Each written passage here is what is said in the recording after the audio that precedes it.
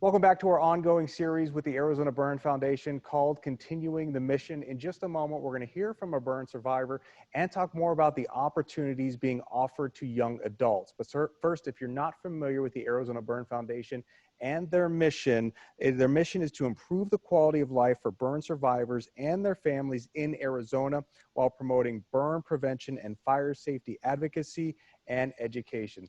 And joining us today, we have two fantastic guests. We have Kelsey John from the Arizona Burn Foundation, and we also have Samantha Jones. Samantha is a burn survivor who currently participates in some of the young adult programs being offered by the Burn Foundation. And Samantha, we'll start with you. You know, you were telling me that story of when you were young. You were 3 years old and you were camping with your family, and you guys were roasting hot dogs around the campfire, and you were so excited. You loved that moment.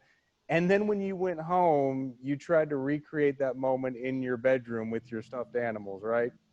Yeah, when I was 3, I had went around my bedroom and I had gathered all of the stuffed animals and blocks and things in my room to just recreate it. And I went out and baby clothes are made out of cotton, so when I was holding my shirt, it just went up in flames in seconds. And when I ran, the fire blew back, burning my face and chest and about 33% of my body.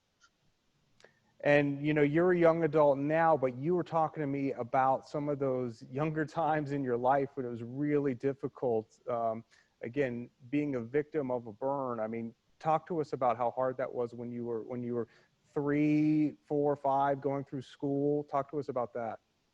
So the for me, just because I was burned on my face, I had like the visual representation of cooties. Like kids didn't really want to, talk to me or be my friend, because it was contagious or whatever they thought. And it just makes it hard because you're very alone and you're very secluded and you're very withdrawal and like protective of yourself because growing up, like even there was adults that would like stare and they would judge my mom very harshly just because they're like, how did you, like, what happened? And it was always very uncomfortable. And that's what happened when I went to the Camp Courage for the very first time. Your whole life, you're alone, you're the outsider, you're unique. And then all of a sudden you're just thrown in with, over 100 kids that are exactly like you.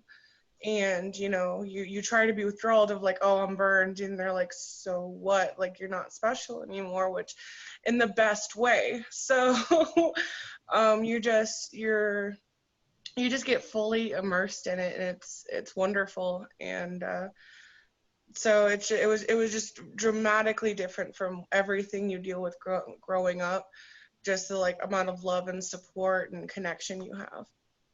And Camp Courage aside, you know, you have been part of the Burn Foundation opportunities, you were telling me, you know, throughout your whole life. And tell us how the Burn Foundation has helped you shape, you know, where you are today.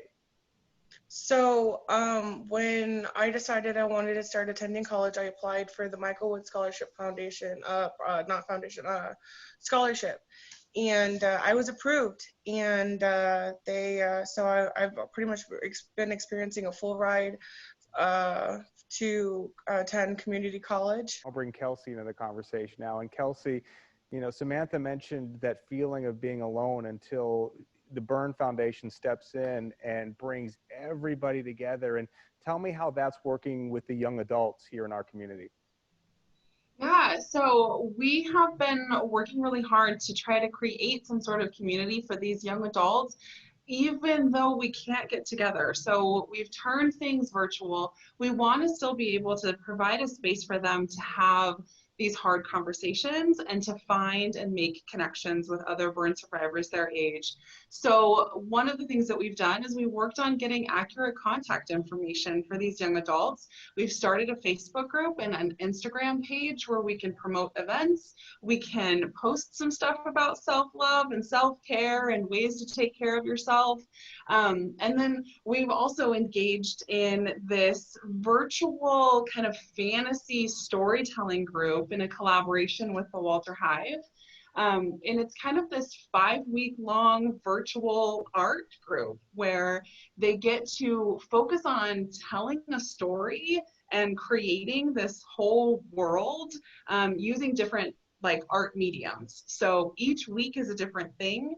We've made some 3D Picasso style sculptures. We've done some watercoloring. We're going to do some wire sculptures tonight. And it's just a way for them to get to do something that's kind of fun and creative, and also sit down and meet or connect with some of those other young adults that maybe they haven't seen since camp.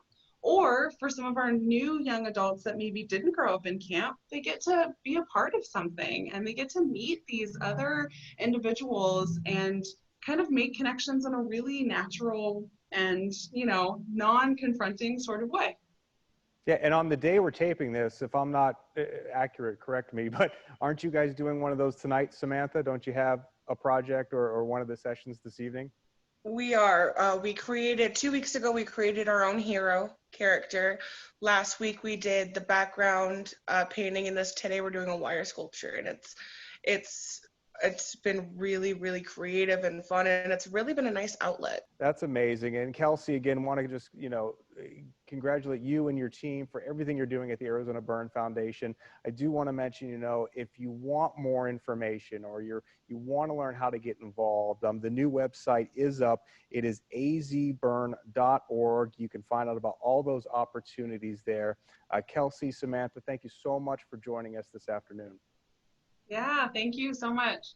Thank you. All right, and we'll see you next time right here on Continuing the Mission.